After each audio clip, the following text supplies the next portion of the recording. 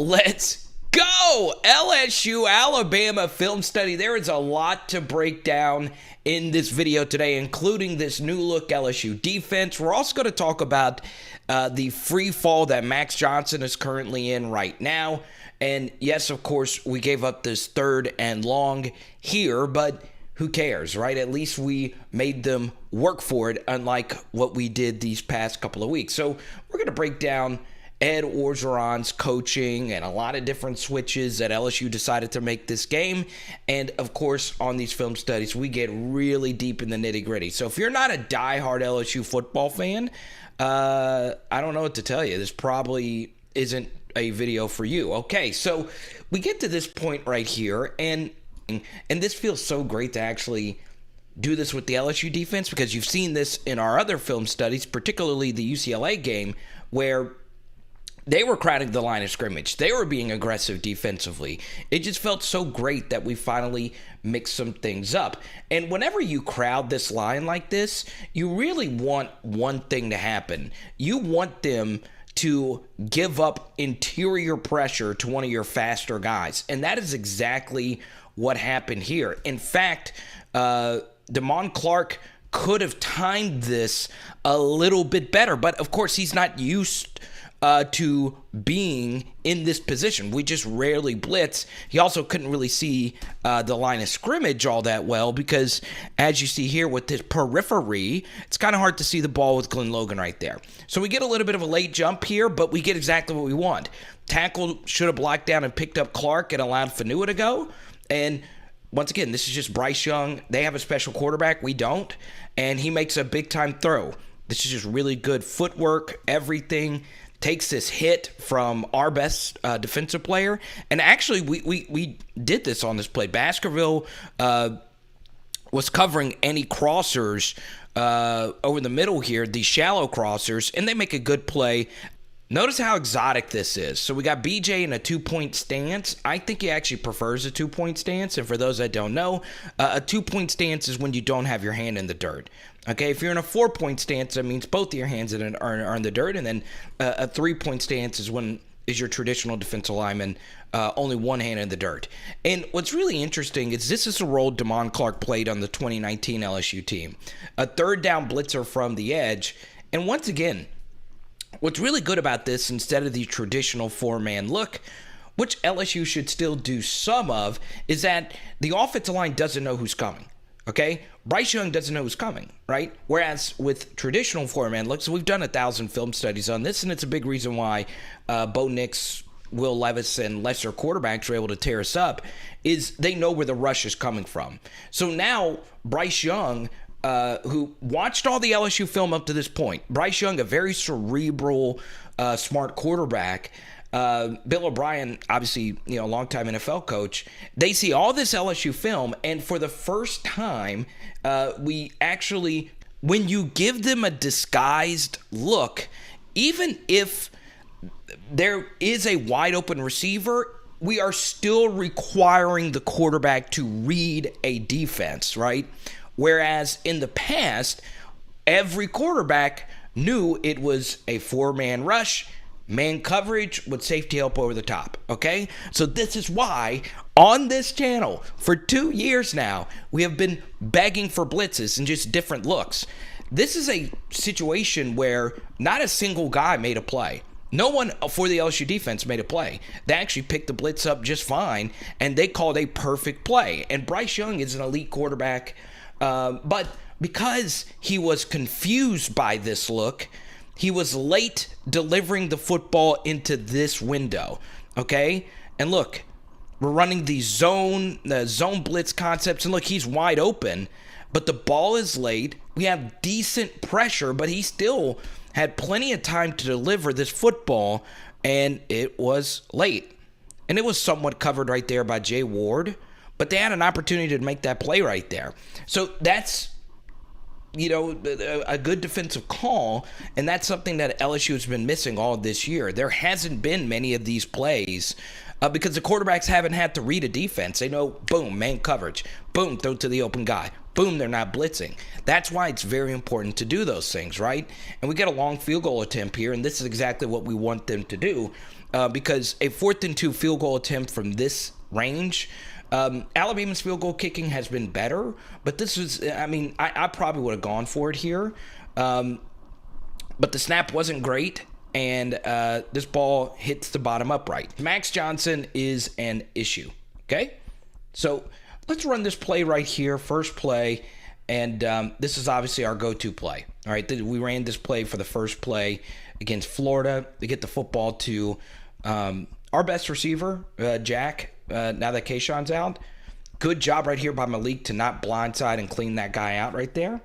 And we pick up a first down on the first play. This play always gets exactly 10 to 11 yards. All right, 3rd down before the fake punt. The fake punt should have never even happened because Max misses a huge opportunity here. And this is the major difference to me between Max Johnson and Bryce Young. It's not necessarily the dual threat capabilities or Bryce just being an overall better quarterback. It's just seeing the field and panicking. And Max Johnson does exactly that. This rep made absolutely no sense. So 2 major mistakes right here by Max, all right? So it's 3rd and 4, and the good thing about this defense right here is, as you see, there's no Mike linebackers, right? So once you see this, and it's man coverage across the board right here, okay? What do you do whenever you know, if you've played quarterback? I haven't. But what you're taught, if they are playing man coverage, this space is wide open for you to potentially run for the first down. Or if you don't get it, you can at least pick up some yardage to make it a more manageable 4th down, go for it opportunity. But Max sits in this pocket, and what happens here is the line actually does something what's called a mush rush, okay? So what a mush rush essentially means is they aren't going to allow you to scramble, right? You notice they're not really even rushing the passer. They're just reading and reacting and not letting Max Johnson step up into any of these spaces. It's what Alabama did versus us back in 2011. It's a staple. They're not really rushing the passer. They're just maintaining their pass rushing lane. And eventually, what these interior players want to do is hope that one of these edge guys could get Max Johnson to step up and run into a potential sack or a lost yardage opportunity. But here's the interesting thing is that even though 15 eventually got off this block by Ed Ingram, there was still room for Max to step up into this space right here and scramble into this space and potentially pick up some yardage. Now, he probably wouldn't have got the first down here, but what we don't want you to do is step up and hurt your offensive tackle who's actually doing a really good job of protection, and you throw off your back leg and just throw this football away. Because we're essentially just giving up the down here, right, on this 4th down. Okay, a throwaway is not bad on 2nd down, but it's 3rd and 4 right here. If you step up and scramble and take those yards and just run as hard as you can, you're taking no less than a 1-yard loss or potentially picking up the first down with your legs. So, once again, Max Johnson, not really a dual threat quarterback, doesn't give you a lot with his legs, but even if you're a pocket quarterback, you should be able to step up into that space and make it a more manageable 4th or potentially pick up those yardage with your own legs right there. There's a second part to this play. If they're going to mush rush you and allow you to sit the entire time, well, guess what? As a wide receiver, you're taught to break off your route and just go deep, okay? So Dre sees that the safety is jumping on a deep crosser. So what does Dre do? Well, he slides over the top of it, and he's wide open for a walk-in touchdown, okay? So Max had all day, as you guys could see, to potentially hit this ball deep over the middle, okay? And a lot of you wonder why I'm a big Dre fan. It's because he's got such high football IQ to do this, right? Russell Shepard caught a deep pass wearing that number 10 uniform in 2011 over the deep middle, and it was there. So Max had all that time to potentially find someone. And Alabama did this the entire game. They sat on these short crossing routes, okay? And when they do that, if they sit, break off your route and just go over the top, and that's what Jure did to the other side of the field. And you see, I mean, you just got to, I mean, it was there. So now that you have that second camera angle, let's see what Max was looking at here. Okay, he's looking to the left, and he sees that all these crossers are covered, and he's looking to the middle, and he's probably looking for Jack here. Then he looks to his right. TDP is running a route over here, your running back, so we don't want to throw it to him anyway. So once you see that, sit in this pocket and look back towards the middle of the field. Maybe someone did break off a route, and it was there, okay? Once again, if you see this, step up, 2 hands on the ball, and just go as hard as you can. So obviously we got to break down the play of the game, right? Really cool stuff. Alex Adams, the backup wide receiver. You guys know I'm a big Alex Adams guy, good teammate, cheers on everyone. And he's a gunner on punt team. And we're running this fake punt. I think this is Spencer Payne in the middle. And this is just such a crazy call. And what makes this call really interesting is that it's actually one of these up backs, Jack Mashburn, who slips right over the top. And we get the Tim Tebow jump pass. Look at that. Someone silhouette that and make that the new Jerry West logo. Beautiful. Beautiful. I wish we would have won the game because Avery Atkins, I mean, there would be t-shirts made of that play. I mean, that is a gorgeous, gorgeous, gorgeous call. You just got to give Alabama a lot of credit. We take a shot, and they call this run blitz, and they call the perfect blitz right here. Oh, man, that you could not have called this any better.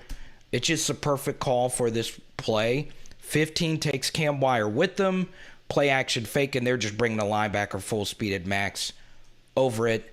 And what should have happened is when that happens, throw in the direction of the blitz and just hit this right here. Once again, it's happening full speed. They're timing this blitz to near perfection. So Mashburn should have been the throw here. Slip where the blitzer's coming from.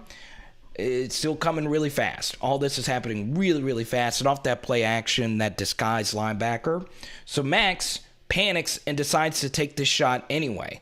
So he should have hit Jure on the deep middle. And this is just a bad throw. I mean, once again, Max's stats are bad. But they're even worse when you miss picks like that. It should have been picked off, right? Our interception luck this year has been insane. Max Johnson's interception luck has been insane as far as drop picks are concerned. Lucky enough, 13 was holding Malik Neighbors, and we get a penalty. If you bunch and, you have a running back tight right here, they're going to bring some type of blitz. Saban's always wanted to do this when you're in a trips bunch tighter set. They like to throw a bunch of different looks at you. And you see here, this is a delayed blitz. And they're trying to get it through this A-gap. And they actually get home. But guess what? We call a perfect play. Hit BTJ on this out. And we're walking into the end zone. Okay? Good job by Jure to let him go. Kool-Aid wants none of that. Touchdown. Really good call by Jake here, and I think what happens here is the linebacker gets confused by the personnel because this is a wide receiver and we have a running back as a slot receiver. So BTJ and TDP essentially are switched here. And we have our blocking tight end here. Okay? So on this 3rd and 2, they just get mixed up. All right? Just a bad coverage bust. Good call by Jake, and they called the perfect blitz. Any blitz that gets you unblocked A-gap pressure with your linebacker is a good blitz. But better offense always beats great defense, and that's essentially what happens here. Good job once again. That this throw from Max is right on the money. Okay, 3rd and 10. We're doing the same thing here. But instead, we bring Jay Ward all the way. So Bryce Young has no idea what's happening, right? 3rd and 10. What are we going to do now? Who's coming? Let's see what happens.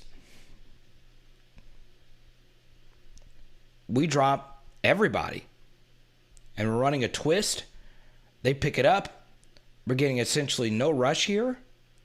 But still, once again, we're forcing Bryce Young to read the defense. Bryce is a really smart quarterback, but I doubt he thought everybody was actually going to drop out, which they did. We only brought a 4-man rush, and you just got to tackle him now, and this is where it gets dangerous, and that's just not good. But sometimes, you're going to give up a scramble like that, and he's a really special athlete. Once again, we won with our number 9 a few years ago, and Alabama's winning with theirs. Okay? And, you called the perfect defense right there. You just got to make the play. And, boom, stop it right here. Once again, this has been the ridiculous nature of this team. LSU has been an not good, not great, excellent first quarter team. All things considered, the last 2 years, we've been really good in first quarters. What's very fascinating was, even as bad as we've been, and we've had some really, really bad losses, we've only had 2 bad first quarters these last couple of seasons, last year against Alabama, and obviously this year versus Kentucky. And it's really impressive. Our guys are playing hard, and this is just such great run fitting, guys. This is one of the they pick up the first down here, but I want you to watch this. Obviously, this is the first time we're going to mention it. Alabama only ran for 6 yards. Okay, Damone Clark's on this edge. This is Mike Jones, and then we have Baskerville right here. And what essentially this is just really good linebacker reading right here from Baskerville, who really struggles when he crowds a line of scrimmage. Really good coaching right here by Blake Baker. So what we're doing is we're slanting our guys to the inside. And this is actually, in essence, some variation of a run blitz. So we need Glenn Logan to go through this A gap. We need Sony Fanua to come over the top or go into this B gap. And we need Baskerville to scrape over the top and pick up the bouncing running back. Okay? So notice he scrapes over this top. We got all these gaps clogged. Good job right here by Farrell. And B-Rob decides to bounce it. Now we just need Baskerville to make this play. And, he was right there to make it. Obviously, Devin White, Phillips, whoever you want to mention, probably makes that 2nd and 2 stop. But once again, it's just better run fitting. All right, so 4th and 2. We crowd the line of scrimmage. And what essentially happens here is Baskerville drops out and picks up the crosser.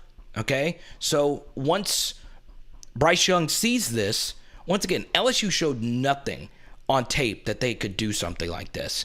So this makes this really difficult, and Baskerville drops out. Now, this is really, really, really exotic, sexy, whatever word you want to describe it stuff, okay? We are blitzing someone, but then when he blitzes, he sprints and picks up any trash over the middle, okay? And that's exactly what happens here. He thought Bryce Young had a wide open throw right here. And what happened is once Metchie saw that, he started floating over the top into this space. And Bryce Young thought he was just running his typical crosser. And it's an incompletion. Excellent. Excellent stuff.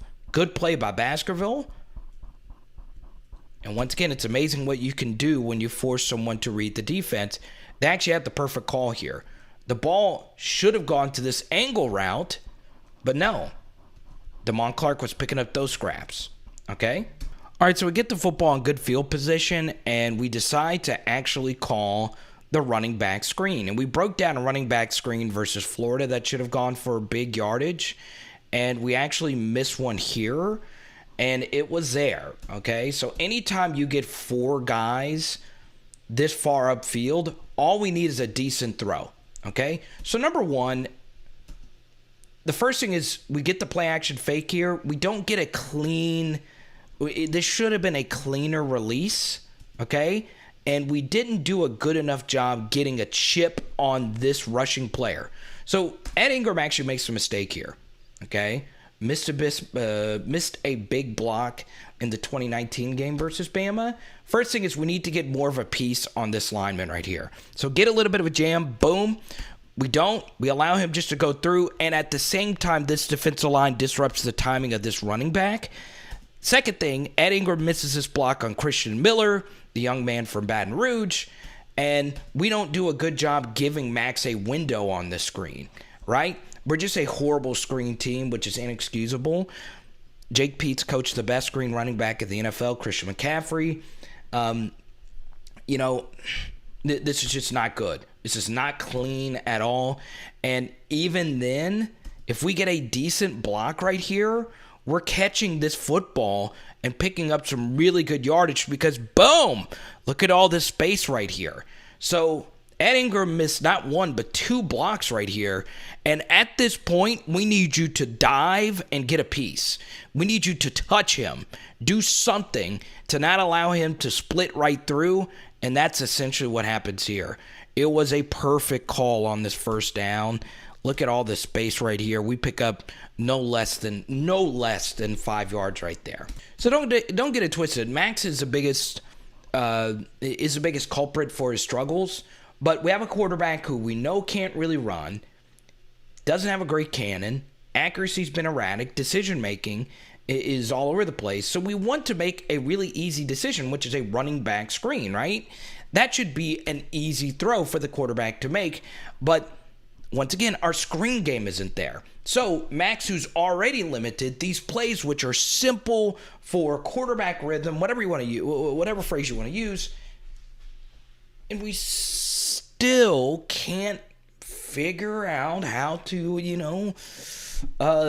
make things easier on him with the screen game. So, it's important to add some context to some of Max's struggles. Okay, so we're running motion here, and it's pretty clear that they know we're going to run the football, right? And, this is just not good scheme at all, right? Brian Thomas Jr., who, let's be honest, is not going to be a good blocker. True freshman going up against the best defensive end edge player in the country. And I don't know. Will Anderson should never be unblocked. And he should never get jammed by a wide receiver. You see it here. We went heavy. Okay, so we brought in an extra offensive lineman, brought in an extra tight end, so they know we are running the football here. And the funny thing is if we get a decent block here, okay, we're actually taking this play for a big gain, all right? If we get a decent backside block, I don't know what this is, and I really don't. So obviously we're pulling these guys right here, and I mean, you just can't have this. And if we get a decent block right here, we would have had Austin Deculus right here on Christian Miller, and oh man, look at that. God.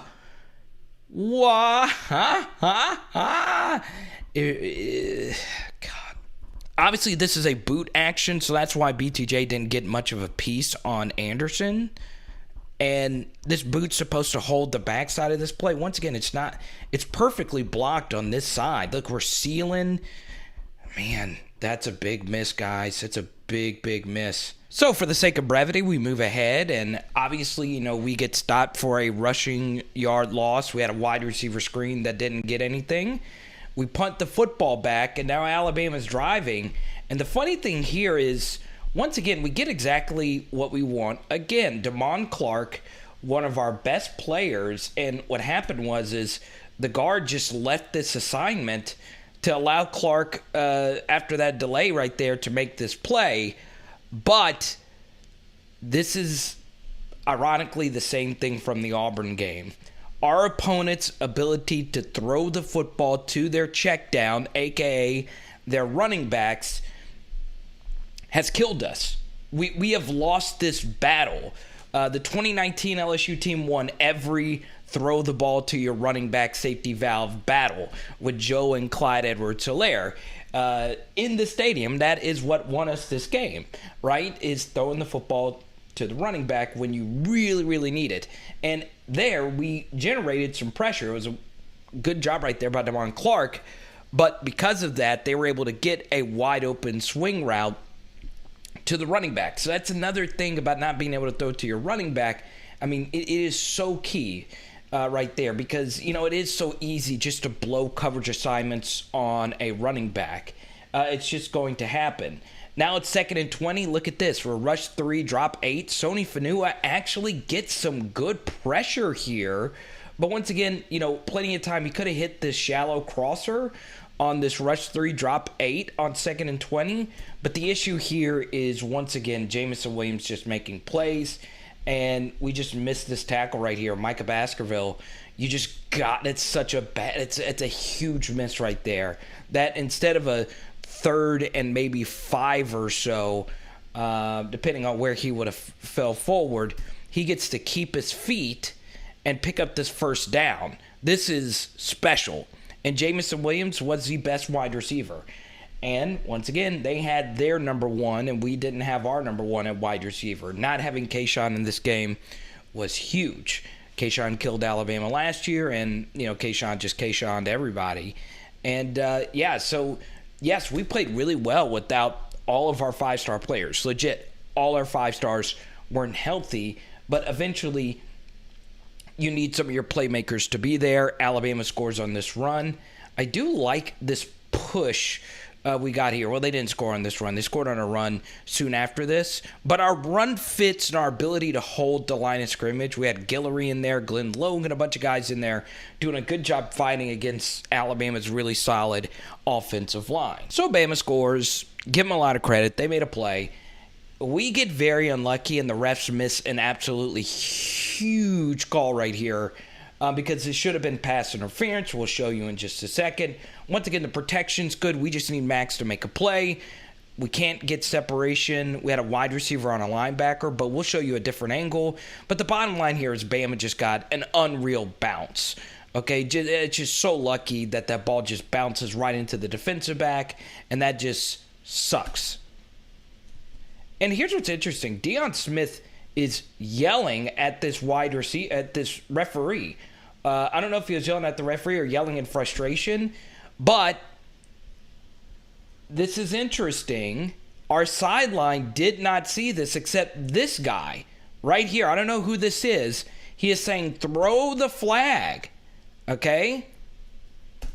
Let's see this from a different angle. Okay, once again, we're going to show you some limitations here of Max, but also why the 2019 LSU team was so unstoppable. So what we're going to talk about here is something called an option route. Okay, and what an option route basically is, and it's obviously more effective with slot wide receivers, is the wide receiver runs a route and he picks what he's going to do based on the coverage he gets. So what an option route, and obviously Max is looking, to BTJ right here on this out. It's not there, so he works backside to Jure. And what an option route would tell you to do, with this linebacker having such heavy inside leverage, the option route would tell the wide receiver to stop and just sit in the space or float back this way and you hit him. And once again, if you play an advanced defense such as Alabama, where they do a really good job of closing windows on crossers on these 3rd and mediums, and I felt LSU did not do a good job on 3rd and medium in this game, and this is obviously another example of it. We do run this a lot. We do show this on film a lot. And the one thing when you run crossers like this is that it's just one window, if you get what I'm saying, right? This is tough for a quarterback to see right here. Even though the pocket's clean, it's really, really tough right here to find a window, okay? Because the routes are stacked and relatively close to each other in terms of, horizontal distance. Max does a good job of allowing this crosser to clear, but because Christian Harris, a good linebacker, had such heavy inside leverage, it was really hard for Jure to create the separation. And one more time here for Max Johnson not being a mobile dual threat quarterback, this would be something Joe Burrow would do. Even though Joe Burrow he was a thrower first and then a runner second, Ed does a really good job picking up this twist stunt. Our protection's really good here, okay? This play is taking forever to develop, okay? Linebackers, boom. Tuck, sprint into this space, and just run it, right? Just sprint and go. Would have been tough. He could have bounced off of that. It would have been tough. I think Max can outrun this defensive tackle here. Plant and go. Okay, Max had an opportunity to do this versus Florida, and he would have picked up the first down there. Instead, we throw this ball into heavy traffic,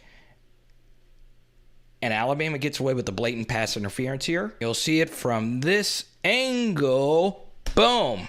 Right there. That is tugging the jersey. Once again, it is really bang, bang.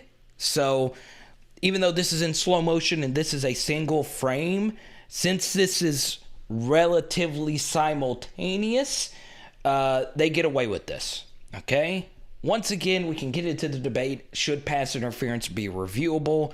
Because if that's reviewed, that is a clear pass interference, and it does have an effect on the play because he dragged him back into him, and he was able to get his hand on the football. Once again, when you're on the road, you're just not going to get that call. But it's got to be made. I mean, that's such a bad pass interference miss. And right into his hands. So Bama gets another lucky break here, and we are blitzing, and this is such a weird blitz, okay? We're all over the place. It looks like we're a little scattered here, but Fanua, who had a decent game overall, gets a decent amount of pressure and forces Bryce Young to lose his mechanics, and this ball actually sails on him, right? He had a wide open receiver, and they get lucky. Second ridiculous lucky bounce in as many plays. So we're going to get to this play, and we're going to go on ahead and just run this play. And I feel as if Daronte made a mistake, and I will share what I'm talking about in just a second. But as Alabama scores this touchdown, I am very happy with our defensive effort. I was happy to see how hard we played in this game, and yeah, I think I'll be able to go to the game next Saturday. I'm pretty excited. I haven't been to Tiger Stadium in quite some time. And the thing is, I'm trying to figure out, like, what our plans are going to be. Like, if I go to the game, am I going to leave early and do a halftime and a postgame? So, I'm still looking for somewhere to do my postgame show. So, if you have any ideas, feel free to hit me up down below. And I'm really excited to get down to Baton Rouge. All right, so I feel Daronte did make a mistake here. All right? And the thing is, you know, you've heard me all the time talk about on this channel safety depth, right? It doesn't make any sense to crowd your guys to the line of scrimmage. Now, it's a little bit better to do it when you're not in a traditional four-man rush and you've been getting exotic and you're giving them different looks. You keep hearing me say that, give them different looks. But at some point, you can't just keep crowding the line of scrimmage and giving the quarterback relatively easy reads. And Bryce Young, this is one of the few times where Bryce Young, based on what the defense gave him on this 3rd and goal, remember, stopping them short is huge. And Nick Saban historically does not have an unbelievable track record of being aggressive on 4th down. Now, if he has it at 4th and goal at the 1 yard line, Nick Saban will go for it. But there is value in not getting a sack here and just forcing them to kick the field goal or forcing them to stop short. So this is not the absolute best time here to get aggressive and play man coverage, okay? Especially if it's at the end of the half and our guys are really, really, really tired. Okay, the second thing that's an issue with the safety depth here is for Bryce Young, you are giving away pre-snap that this portion of the field is going to be wide open if we actually do bring pressure and we actually do have man coverage on the tight end and the running back. So what happens here is we call the absolute worst play call we could have called here. We decide to blitz both of our guys, and immediately when Bryce Young sees that, All he has to do is see if, for some reason, if one of these safeties dropped into this space, okay? Well, guess what? They don't. And Bryce Young here actually wants you to blitz because he knows he has man coverage. Their best red zone wide receiver is arguably John Metchie. So all it is here is a sprint to this space of the field, and Bryce Young could give as much ground as he possibly can because he knows that this throw is going to be open. And unlike Max Johnson, Bryce Young can throw fading away and off his back foot, and this is just too easy. And I think Ed Orgeron brought this up in the post-game presser. What I would have done here is have at least one of my safeties, even if they're in man, to play right here just to not give away that this portion of the field is going to be wide open pre-snap, especially since there is so much value here in just getting the tackle. And ironically, there's not a whole lot of value here in getting a sack, because even though Alabama's field goal kicking was shaky, they are still within field goal range. So yes, I like blitzing. Yes, I like being aggressive. This was obviously a step forward in our defensive game plan. But to me, this was one of the two major mistakes Daronte made in this game. Okay, so yes, we do get a player home, but it's our edge player. They do a good job making an adjustment to not allow interior pressure. And this is just really good offense all around. Even though we get Roy and Ojulari right there, Bryce Young just sprinted all the way back because he knew all he had to do was buy enough time for Metchie to clear out. And yes, Dwight McGlothern got burned here, but there's really nothing you can do when they have that much space to work with over the top. So once again, just not good defensive coaching right there. But overall, Daronte was really, really, really good. So here we go, 3rd and 7. And they're getting exotic here. Give the LSU offensive line a lot of credit. Liam, look at that. Old Liam would have just been drilled right back into Max. He's getting choked out right here. Good job by Ed helping out his buddy Liam. This protection is absolutely phenomenal here. Max could have tucked it and ran it, but he actually makes the right decision here to throw this football to Jaray Jenkins, and we are getting a very critical 3rd and 7 right here to start our third quarter. Good stuff right here by Jaray, and yeah, that's just good. Really good stuff. So now we get to here on this 1st and 10. Okay. Are we handing it? Are we handing it? Of course we're handing it. And unfortunately, as great of a play as this was right here by TDP, he cuts into Henry toe-toe. He didn't really see him right here. So what? It's an interesting cut that TDP, this is such an early decision to plant and juke right here. I would have just kept steaming and then juke a little bit later. But because he made such an abrupt juke, he just kind of blindsides himself into Toa Toa. He didn't really see him here, and that's why this ball gets poked out right there. Okay? Once again, bad ball security. You got to hold on to it. Perfectly blocked. We run our counter. We've really struggled picking up fumbles this year, but that's tough, and they do a good job getting the football there. They make another play. So this middle portion, the end of the first half and the early third quarter, is where we got really, really, really shaky. It's been a weakness for us. Once again, this is just a really good play. And I want you to see this, okay? So we lost this recruiting battle for this kid in Baton Rouge. That's going to happen. McKinstry, 5-star DB in the state of Alabama. We were in the running. Guess what? You're going to lose 5-star recruits from time to time. Will Anderson, a 5-star recruit, we're trying to get. Didn't get him. But the difference makers in this game was Toa Toa making that play and Jameson Williams. Both of them transfers, right? So what this screenshot right here shows you is how important recruiting is, not just with your high school recruits, but your transfers. Toa Toa from Tennessee, Jameson Williams from Ohio State. He was just phenomenal in this game. Recruiting is, the lifeblood of your program.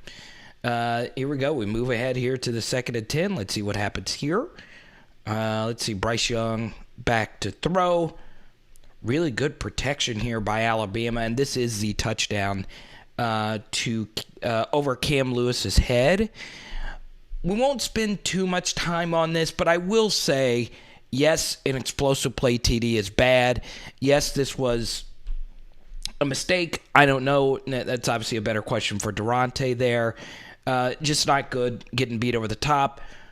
But also, we're having a safety on this play the slot corner role, and this is what happens when you don't have your most talented defensive backs in this game. So the irony of this is, ironically, Cam Lewis, when Alabama was coming back in the third quarter in 2019, actually played a lot. He had to guard Jerry Jeudy in crunch time because we had some injuries in that game. So some safety coaches will tell you that we need our center field safety to play more over the top. This is an exotic zone blitz, so Clark comes, BJ's dropping out, and Baskerville's dropping out. Also, this is just my personal preference. This is just, once again, I have no data to back this up, but just based on what I've seen, I think the worst place to play a defensive back is 7 yards off the football, okay? So 1, 2, 3, 4, 5, 6, 7. There's a really good film study guy that I follow on Twitter who tweeted that out. And, I've always kind of felt this way as well. The reason why I don't like 7 yards is a few. The first thing is, obviously, if you're playing press, it's just, there's not as much thinking when it comes to press. Obviously, you can't play press every snap. But at least you're getting physical. At least you're able to take the action to them. If you're playing 10 yards off, well, you know where you are in relation to the first down marker. The reason why I don't like 7 yards is because a lot of routes can break a lot of different ways when you're playing 7 yards. And that break happens oftentimes when you're flat-footed, right? So this is what happens here. We're just way too flat-footed. And we've already lost this rep. Clean release as well if you're 7 yards off. And that's just easy. It's just a foot race. And Cam honestly wasn't really sprinting here. I think maybe he thought he had safety help, but this is just bad miscommunication here. And yeah, I mean, once again, would you rather safety help on Slade Bolden going up against our best corner, McLaughlin? Or would you rather, once again, safety help over the top? Sometimes it's just common sense, okay? 4th and 1, really, really, really excellent coaching right here by Ed Orgeron to go for it here. You have to go for it. You're down by 13 already. Your defense has given up 2 touchdowns in the last few possessions. You just got to go for it, and we do, and we pick it up. Okay, we need another yard here. What do? We go back to TDP. Good job right here by Jack getting the critical block here on Mashburn. And Cam Wire, who had a rough game overall, actually misses his block, and TDP just makes one whale of a play right here. Excellent. And we pick up the first down. Once again, we're taking it to him. Play action fake here. Max sits back in the pocket. I believe this is the Trey Palmer play. Good job by Cam. Lost that rush initially. And he also had Mashburn over the middle. And he throws an absolute dart to Trey, wide open. And we just need Trey to make something happen with this. And we pick up a big gain right here. Excellent.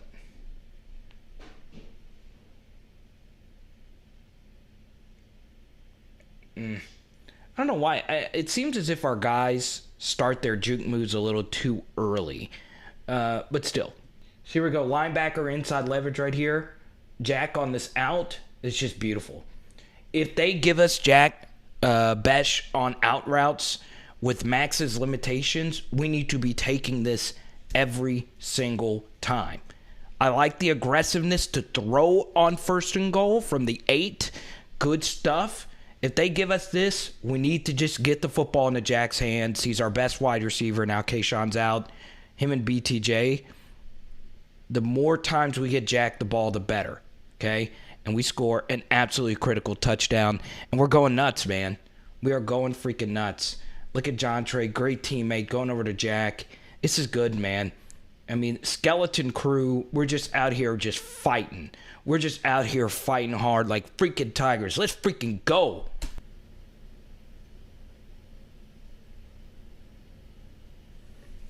Look at how well we picked up this twist stunt. Really good stuff. Ed had a great game. I know he missed those blocks on the screen, but Ed's putting together some good tape these last couple of weeks. Good job by Jack. Good cut. Just an athlete making a play. Gotta freaking love it, man. Alrighty. 2nd and 12. 6-point game.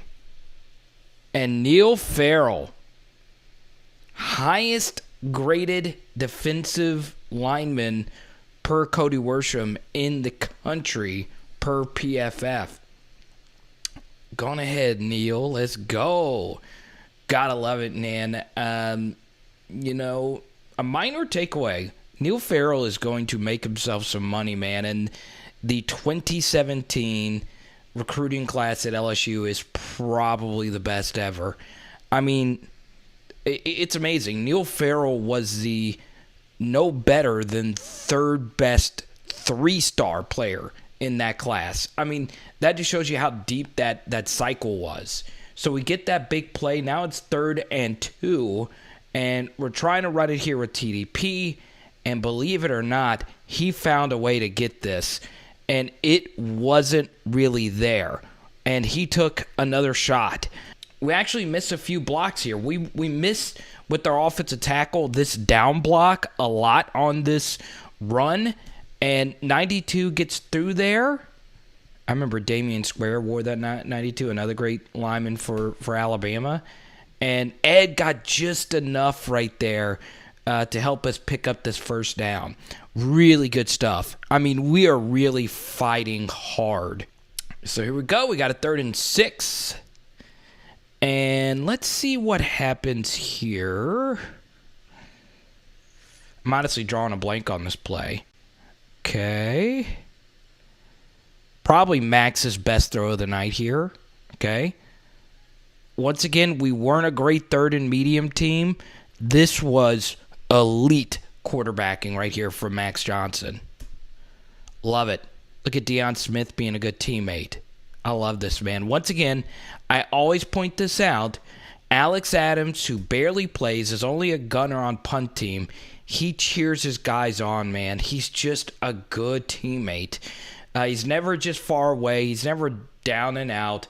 Dwayne Thomas there. I mean, this is just good stuff, man. But this was really, all Max here, okay? So, really good protection here with 5 guys against their 4. They're trying to run twist stunts. And once again, they're just mush rushing, okay? So what a mush rush. Once again, we touched on it a little bit. They're not really trying to get a whole lot of penetration. What they're doing is the same thing they did versus Jordan Jefferson. They don't trust the opposing team's quarterbacks to go through progressions and actually make throws. You can't mush rush against a Tom Brady or whoever, simply because they're so good at just eventually picking you apart. And this is one of the few times where Max sat in the pocket. Notice still feet, comfortable feet, planting all his cleats into the ground and just rifling this bad boy. Once again, really good protection, but they're forcing Max to make a big-time throw. He allows this route to Jack to clear out, and he hits him right in the numbers. 4th and 1 again. Here we go. We fake the jet. We're getting a little more creative, and TDP makes the best run of the evening. Okay? Good job by Deli making a huge block right here to spring it. And once again, it's off to the races here. Chris Fowler had such a great call on this run. Okay? So, good play right here by Battle to eventually chase TDP down, because there would be no more scoring the rest of the night. So I want to show you something that I really like about TDP is that in 2019 he missed a huge cut in this game. Let's take a look. So we throw it back to 2019 when TDP, once again, we all remember Clyde Edwards-Helaire, but a big reason why LSU had to ride Clyde for most of this game is because, well, you know, TDP was our top backup. And as a true freshman, it's really hard to read rush angles. And he makes a critical mistake right here. Okay? So, boom. Okay? It should have been a simple read. Hand the football off and go right through there. This is a 3rd and 1, by the way. I feel as if that's very important information. Take this carry and just go. Right? You could have still been running through this hole, and he panics, doesn't take it, and he cuts right into this defender. But lucky enough, we have Jamar Chase, and he was able to convert a 4th down. So, once again, this is TDP as a true freshman. And the reason why I show you this is because running backs watch film. And this was probably in the back of his mind. He probably thought about this play. I don't think he got another carry. So this is one of the gutsiest cuts I've ever seen an LSU running back make. Okay, so the game is, you know, in the balance here. We're down by 6, okay? And Alabama is selling out to stop this run. And they know we're going to run it. So what made it really impressive on all these and short conversions is that Alabama did actually crowd the line of scrimmage. Also, what makes it even more difficult is even though Jack Mashburn converted a fake punt, we have an extra offensive lineman in here. We're jet sweeping this guy, and we have a blocking tight end. So the defense also knows that the likelihood that we are going to throw this football at all over the top is very, very, very small. So TDP really has to make a play here because, look, they got a lot of guys committed to this line of scrimmage. And look at this read. This is unreal. Good job right here by Chasen Hines. Once he saw that this guy started over-penetrating, he washed him down, okay? Good stuff. Hines had a really solid game, okay? And the tendency for a lot of running backs, like the clip you just saw, TDP actually made this cut when he shouldn't have, okay? So understand that that probably is somewhere in TDP's subconscious because the mistake here would have been the right thing to do with the run you just saw, which is just take this carry and just bang it up in there. But if he would have just banged this ball in there, it might not have got home. This is a gutsy cut. It looks easy, and it is relatively easy because we did such a great job washing this. Liam Shanahan basically gets mollywopped here. This is such a physical, bad fold job right here. I hate this so much. It makes me cringe when I see it. But I'm showing it to you because this is a warrior right here. This is a guy that, you know, has gone through all different types of criticism from me and from everyone. And Liam had himself a really solid game, okay?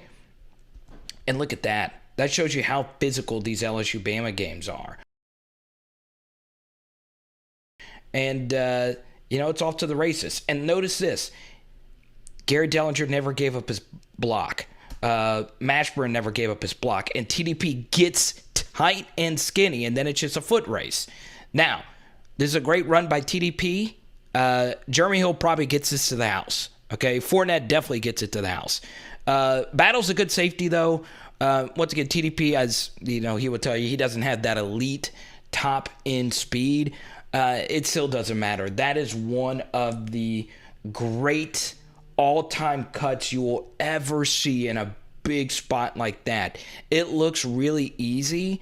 It really does. And that's why I wanted to show you that other game film where TDP should have just took it up in there instead of cut back. That's gutsy. And I give TDP a lot of credit. I give all our guys a lot of credit for just fighting just showing, what it takes to be a true LSU Tiger. Alrighty, so we get to this 3rd and goal here, and this is the fumble overturn that we get to go in our favor. And once again, you need some luck to beat Alabama on the road. We get lucky here on a ball that I think it was the right overturn. I do think it was an incomplete pass by the letter of the law, but still, in actuality, it really is a fumble. The strip sack here, and it looks like this is on the protection, but this is where communication is very important. So we burn the timeout, which once again, in the second half of a close game, this has always been an Ed Orgeron issue. Some of this is on Jake Peetz for not getting play calls in quick enough, but the bottom line is you want to preserve your timeouts when you can, okay? So we get the snap here and stop it, okay? Now, this is where, going into the timeout, the discussions between Ed Orgeron, the offensive coordinator, and the team, and most notably the quarterback, is very important. We did a full film study titled, the thumbnail was 4th Down before the season. And the thing is, you have to let Max Johnson know that if we don't get this on this 3rd and goal, that we are going to go for it, right? Because there is value in getting yards before actually throwing the ball into the end zone. So going out of the timeout, you need to let Max Johnson know that, hey, if we are short on this, we are going to go for it, okay? Which is what LSU ended up doing. We'll break that play down in just a second. Because if Max Johnson knows that we're going to go for it, right here, there is value in just hitting this check down and seeing what he can do with it and getting some yards here. But if you know you're going to go for it, you cannot take a sack here, okay? But if you know that we're going to kick the field goal, it's okay to hold the football a little bit longer and risk the strip sack for an all-or-nothing touchdown play as well, because once again, if you know you're going to kick the field goal, what's the point in getting these yards anyway? So once again, the communication right there is very important. It shouldn't just be spur of the moment, we're going to go for it. You should let Max Johnson know coming out of the timeout, and they might have, that, look, we need to get all the yards here, or we are going to go for it. And if you do decide to go for it, step up into this space and run, step up into this pocket and run, and make it a manageable 4th. Where the mistake ended up happening was with Chase and Hines. This is just a really good rush right here by this 3-tech. Max still could have stepped up into the pocket and roll out this way to see if he could make something happen. But once again, Hines just got beat here. And there was nothing just based on what we could see here that was open. Okay, we are able to get the end zone camera here. And let's see if there is something that does open up. There is not. There's absolutely nothing open. So just tuck and run. I know I say this all the time about Max tucking and running, but you have to. Because if you never tuck and run, once again, these linebackers are just going to keep sinking. They're going to just sink in the end zone and just gum up all these potential, passing lanes. You have to tuck it, step up, and run into the space right here, and it would have been close. I don't know what they coach their quarterbacks as far as stepping out of the pocket and potentially running, but look at all these defensive players they just have sitting in the end zone waiting to pick whatever up. Alrighty, so here's what we're going to do. All right, we get to this 4th down decision. We get the very favorable overturn of the fumble, and we have 2 timeouts left. Okay, scores 20-14. Now, the first thing is obviously there are 2 layers to this play. There is the actual play itself, and there's actually the decision to go for it. So before we actually run this play, I'm looking at you right now, whether you're watching this on a Premiere or wherever. Thank you guys for all the Venmos and Cash Apps and Super Chats you have already sent up to this point. Okay, I'm pre-recording this. I know you guys have already dropped a bunch of dimes in the bucket up to this point. But I want to do a little bit of a trivia question for you. Okay, now we've used this model from Ben Baldwin and Jared Lee, a fourth down. Just guess right now what the fourth down bot said for LSU to do here. Okay? And while you guess that, once again, if you haven't already, subscribe. I know a lot of the discussion always goes into who the next head coach will be. Can we just focus on the film study? We'll do a bunch of head coach talk. If you want to know who my number one candidate is, it is floating in the top right corner of your screen. Okay? But you guys have your answer. And the fourth down bot actually overwhelmingly said LSU should go for it. I mean, a really strong probability that they should go for it. Now, you're looking at the percentages here, and it is pretty drastic. If LSU would have kicked the field goal and made it, their win probability would have been 15%. So still really, really, really low. If they would have gone for it and gotten it, their win probability would have gone up to 41%. So that is pretty big. Go for it, get this touchdown here, and you have a coin flips chance of winning the game. And if you kick the field goal, you have a 1 in 6 chance per their win probability model. So the analytics, or that analytic model, said LSU should go for it. And you guys know how I am about fourth down decision making. I'm an aggressive person when it comes to fourth down decision making. And Ed Orgeron is 4 for 4 on fourth downs in this game. But he made a really bad decision here to go for it. The first thing is LSU was in disarray at this point with the fumble that just happened. So we have protection issues. The crowd is obviously on Alabama's side. Max Johnson is rattled. Max Johnson is not a great red zone quarterback. And by the way, Jake Peetz's red zone play calling has been very on and off. Also, the analytic model that you saw does not account for all these different factors that involves LSU. So shaky play caller who's late getting play calls in. We don't have our best red zone wide receiver in Kayshon Boutte. Alabama's red zone defense overall up to this point had been okay, but we had just given up the strip sack, so it's not as if our offense was buzzing. I mean, this is the yard line. We started this drive in the red zone after the long TDP run. So we had already run 3 plays that were all disasters up to this point. So the fourth down analytic is just running the numbers based on all of college football. And the math says to go for it, but it doesn't take into all these different factors.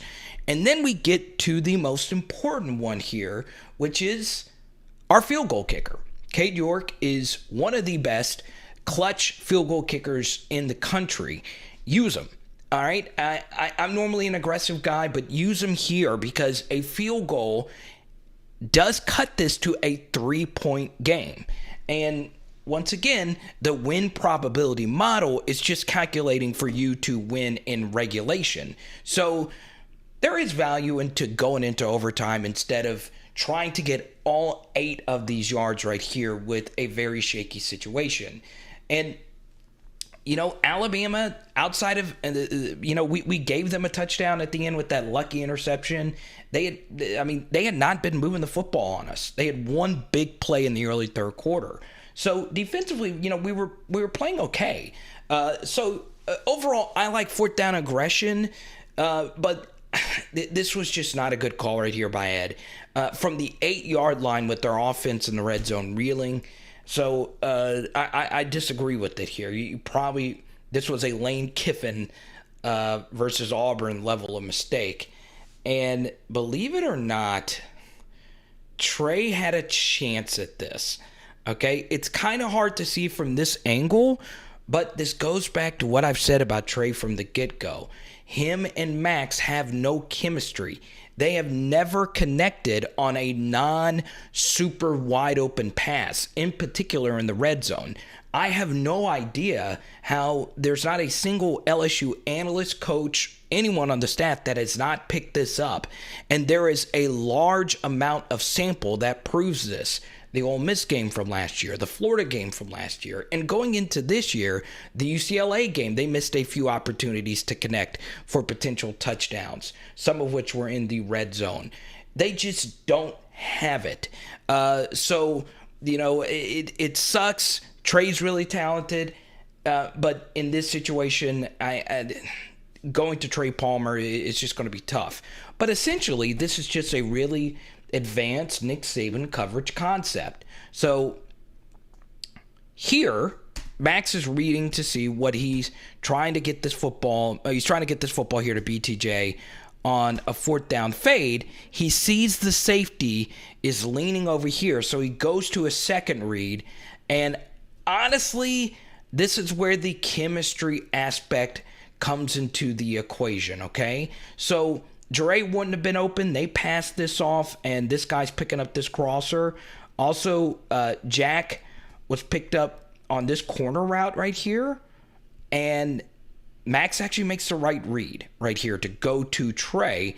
The issue is the ball should have been out now, and Trey potentially could have gotten out of his break a little sooner right here. Okay, but he wanted to ensure himself that he was going to get into the end zone.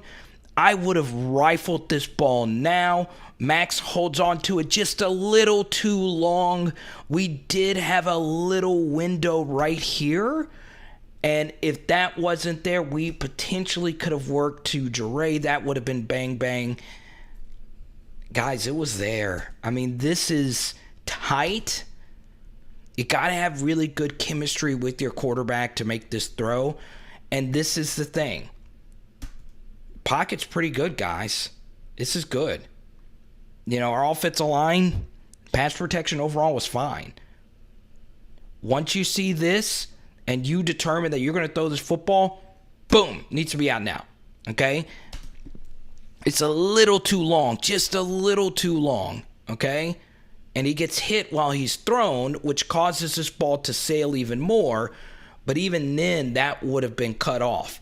Now, this is the really fascinating angle on this play for me, is this angle right here, okay? So Max going through his progressions, he works to the right guy. It should be out. It doesn't have to be perfect, Max. It doesn't have to be wide open. So he throws, all things considered, a catchable ball. It would have been a spectacular catch.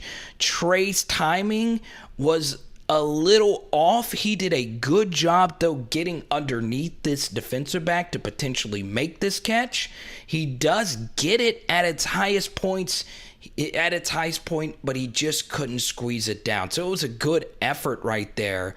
But here's the thing. Part of the value of being aggressive there on 4th down is the opposing team is not going to get the football in good field position. And once again, Alabama picked up some really good first downs to get to this point right here. Bryce made a really clutch throw to Slade Bolden early in this drive. But Daronte, earlier we called him out for calling a blitz in the red zone, or to Metchie earlier. That shouldn't have been called.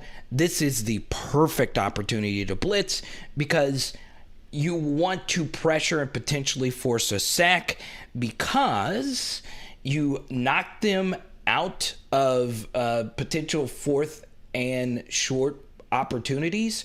Also, the quarterback doesn't want to throw an incompletion because they want to make sure that they can keep the clock running. So a quarterback here is more willing to take a sack. So there is a lot more value in sending a blitz, and we house it.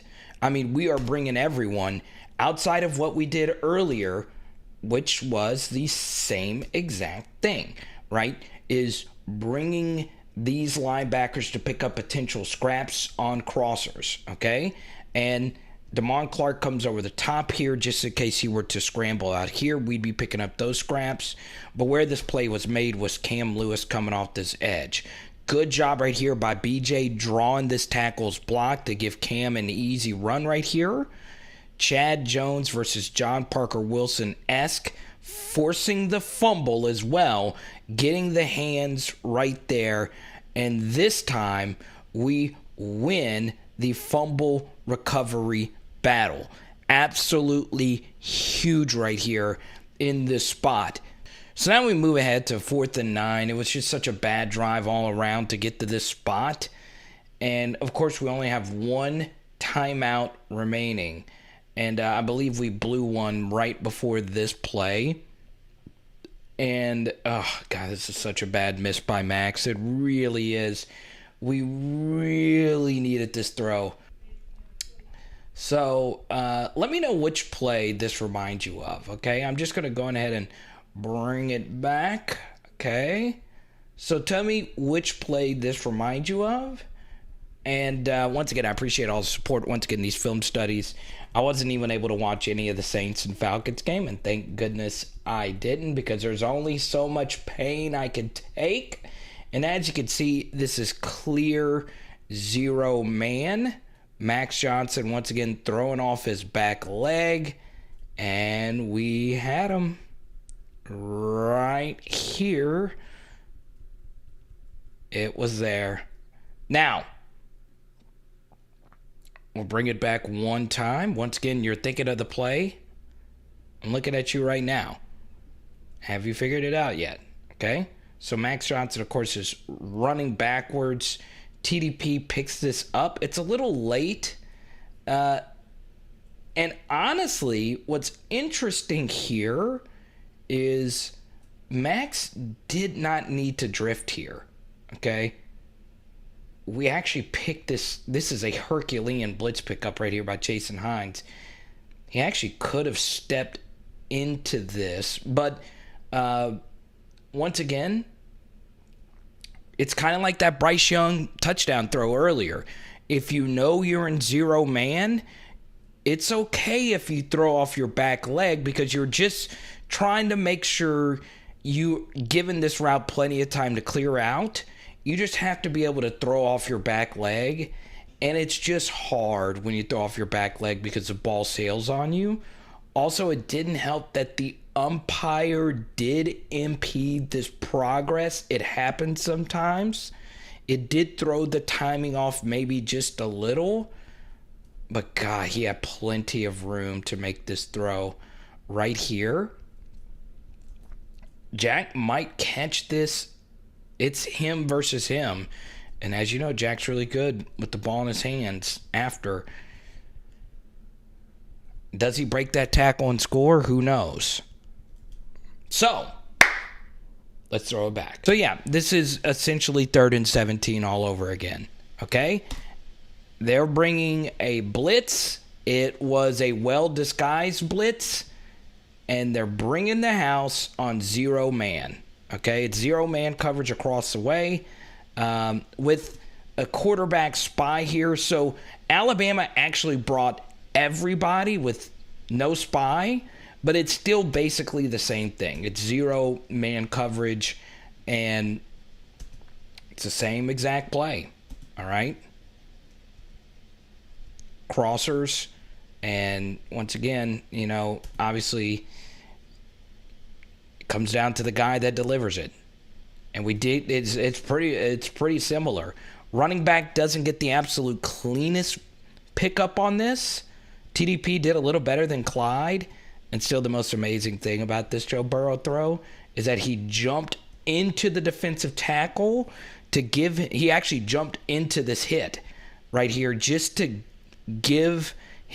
make sure that this guy didn't swipe it from behind, and just to give Justin just that little bit of extra time to clear out here. And you notice, you know, this was BTJ. This was Jack Bech right here. And obviously Jack isn't that level of a talent to Justin. yet. Once again, Justin obviously a better receiver than Jack, and Joe a better quarterback than Max. But of course, the thing is, Jack Bech did his job on that play. He created the separation, and you just got to be able to make that throw. Okay, so 3rd and 10, and Neil Farrell a freaking again. Look at this. That is really, really, really impressive. Okay? And good job right here by McLaughlin, keeping contained. And once again, Bryce Young just needs to fall down here and Neil eventually chases him down here. And makes a really nice play. So now we have no timeouts, and yet again, we have another opportunity to go win this game. Okay? So let's go win this game. All right? 3-man rush. Let's see what happens here. And, once again, no timeouts. Max that's just not good. Okay? 50 seconds left to go. You obviously don't want to throw to the middle of the field, but you still can. With 50. You just can't take the sack right here. And he's looking right. Just hit Jack right here. Okay? Once again, it's underneath. You're not picking up a first down here. Cam gives up too much pressure here, and we're just walking into the sack. Okay? So we actually do a good job out of the sack. Max is obviously banged up on this, but we only lose 14 seconds from that. So it's not bad. So it's 2nd and 19. I mean, it is bad, but all things considered, we did a good job getting back to the line and running a play. And Max actually steps up and makes a really, really, really nice throw here on the 2nd and 19. And we get Jure here on this out to make it a manageable 3rd. Okay, so we are 3rd and 9. And here we go. They are rushing 3 and bringing layers. This is what Ole Miss did a good job of versus us, bringing delayed guys. Max has always struggled with this, but he makes another really nice throw right here to Bech, right on his outfield shoulder. I am shocked that they did not blow the whistle there. So they get the bang call right there. 18 seconds left, so we have to complete this 4th and 9. Once again, this drive has just been a disaster up to this point, and we just got to get all the yards here. Good job right here by Hines to help out Liam right here, and we buy enough time. Deculus, really good job right here on Anderson, their best player on defense, and we pick up a first. Good job by BTJ eventually getting open. I mean, BTJ has been really, really, really special for LSU, and he almost busted this. That was a really good tackle right there by Battle. Okay, sets up here for this 1st and 10, and this is just really good quarterbacking here from Max.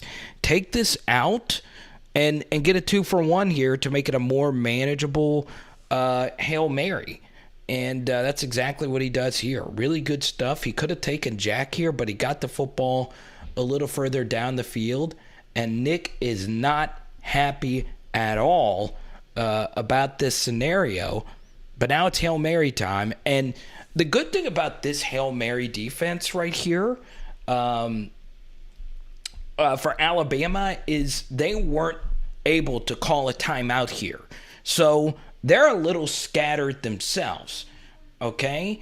Now, we do make a very interesting decision to go bunch formation here on this Hail Mary. Also, something else that Alabama does that helps us out on this Hail Mary is they only rush 3. That's good. We want a clean pocket to be able to throw this Hail Mary right here. And this, honestly, all things considered, is a good Hail Mary throw by Max.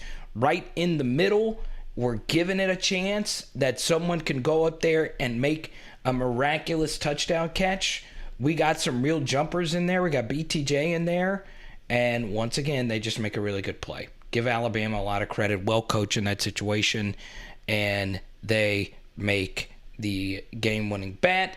And here's the thing that sucks is even if we would have caught it, I'm really glad we didn't catch it because Cam Wire was called on a face mask penalty, and it was indeed a face mask. So that was fun. Obviously, a few things before we get out of here. The first thing this was one of the best LSU defensive performances of all time.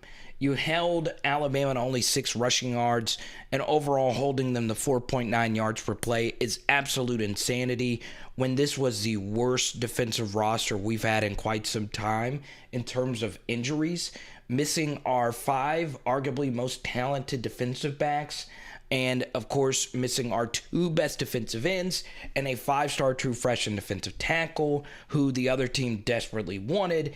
And we have our best defensive game, really, of a long time. Especially, I would say our best defensive performance definitely since the Clemson game.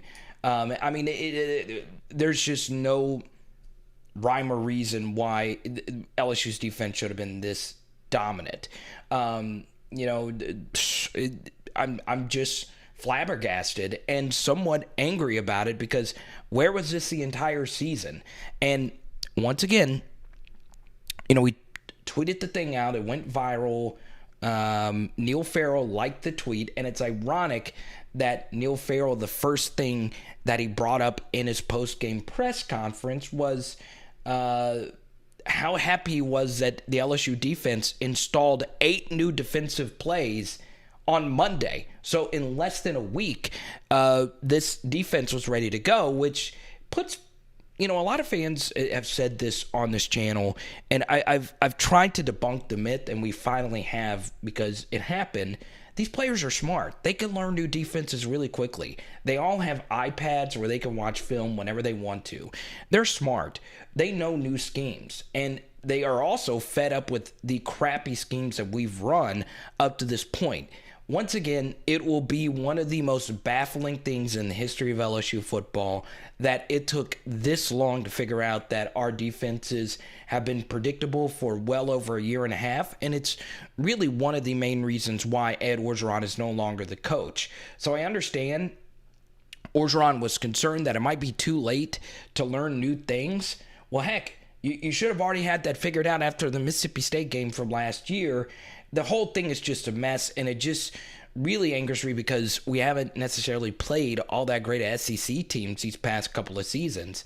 It really, so much of it just drives me up a cliff, whatever the phrase you want to use.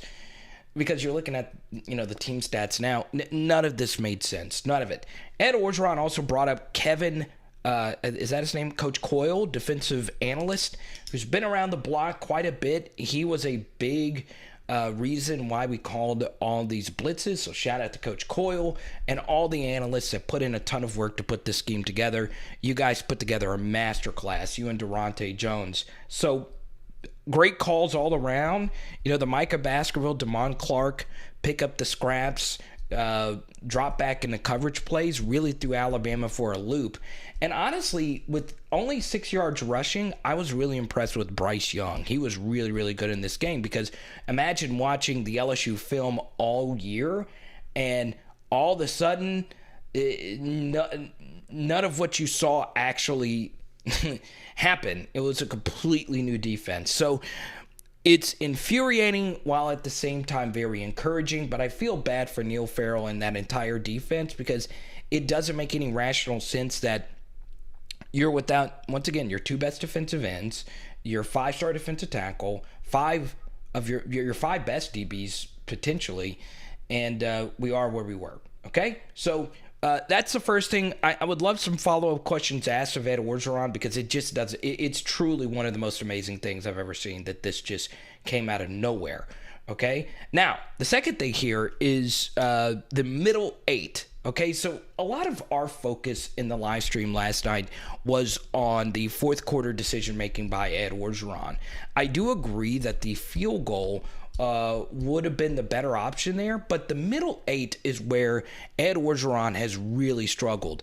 In particular, the first play of third quarters, or the other team's first drives of third quarters. He has given up so many touchdowns on the other team's first drives, and then, of course, the interception at the end of the half was so brutal. Okay, you got away with the pass interference, whatever, but still, the point remains the same. We lost the middle 8, and you're looking at some advanced stats. as far as EPA is concerned in the middle eight. It was just bad. And end of second quarter, early third quarter. So for those that don't know what the middle eight is, it's the last 4 minutes of the second, the first 4 minutes of the third. And as many of you know, we've made this point plenty of times. And if you want to see our 30-minute third quarter deep dive that talked about all these different things, it's an issue. Okay, and it's been an issue at LSU, and it's another reason why Ed Orgeron is without a job. Now, I think most of you that come to this channel want objective as possible analysis. We're all LSU fans. We all want Max to succeed, but this is yet again another game where Max Johnson has a QBR below 50. Okay, once again, you want your QBR to be north of 60 in the 70s, and then obviously the 80s and 90s is really, really good.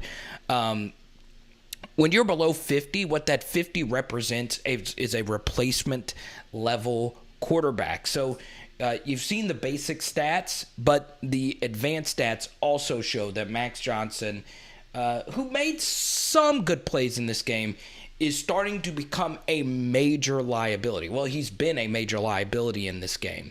And in particular, in crunch time, Max was just not good really at all in this game.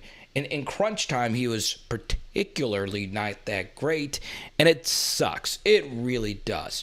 This is the hardest position to play in all of sports, while at the same time going to class, getting a degree, and shaky offensive line. You guys saw it.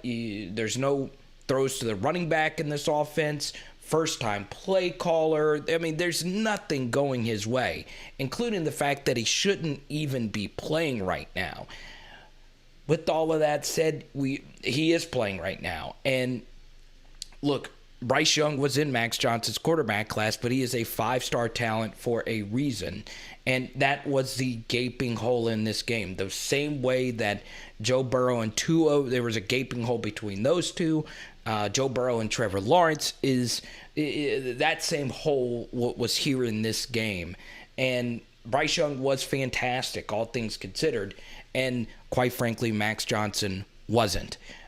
Just too many missed throws, pocket awareness, doesn't have the athleticism to overcompensate for it. I mean, I don't need to say anything else about Max because it is starting to hurt. Not me, but Max, because I know he knows all of this as well, and I hate being critical of players.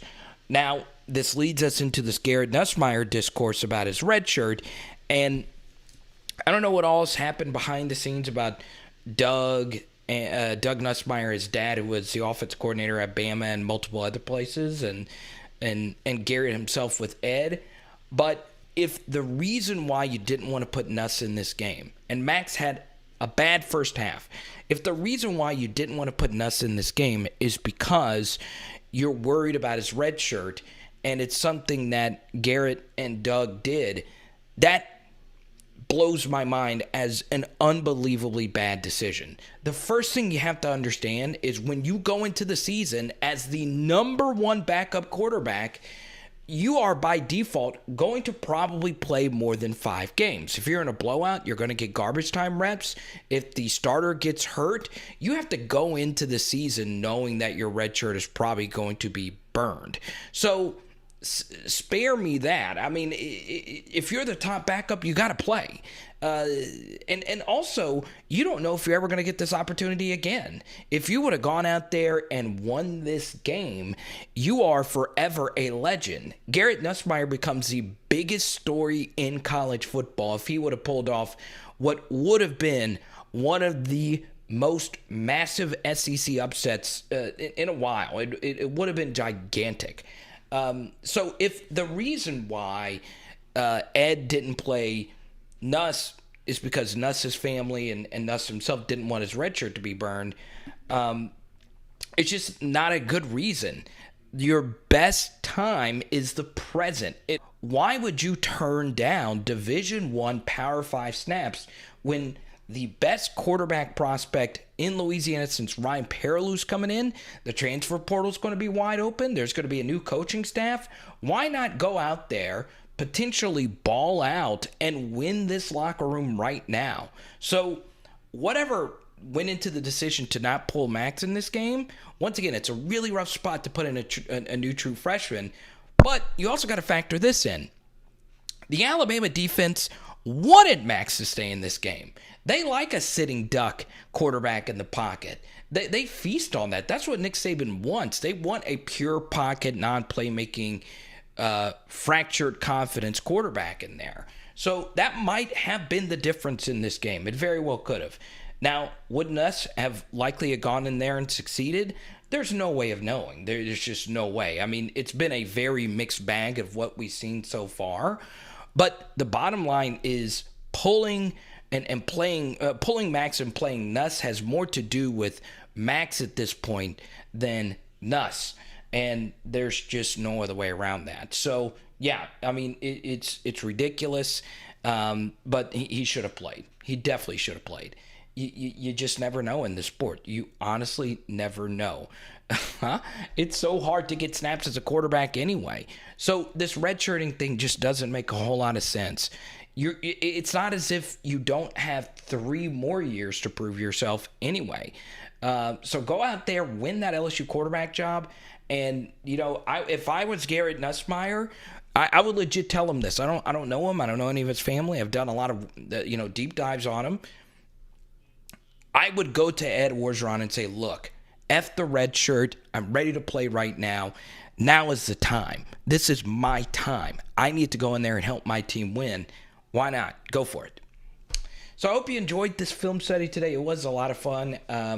It sucks because we all want Max to succeed, but it is without reasonable doubt he was the number one reason why we weren't able to win this football game. There was a lot of factors, some calls that didn't go our way, some bounces that didn't go our way. That's what makes football beautiful. It's a team game. We still had an opportunity there at the end to win that game, but goodness, that Jack Bech miss. I mean, there's so many we could point out. The Jure miss from the first quarter. The not running. The issue is when the sample size of your issues increase, like individual issues, and the sample size of the games where you're not playing well increases, it begins to tell a larger picture story, and it's not a good one. So, in my humble opinion, which, doesn't mean a whole lot, it's time to pull Max and start somebody else. And we have no one else on the roster, so it's got to be Nuss. Or, as I've suggested, tough it out, Miles. If you feel you're healthy right now, tough it out, play these 3 games. Do it. I understand the eligibility, his health probably doesn't make a lot of sense. But God, we could really use him right now. Hope you enjoyed this video today. It is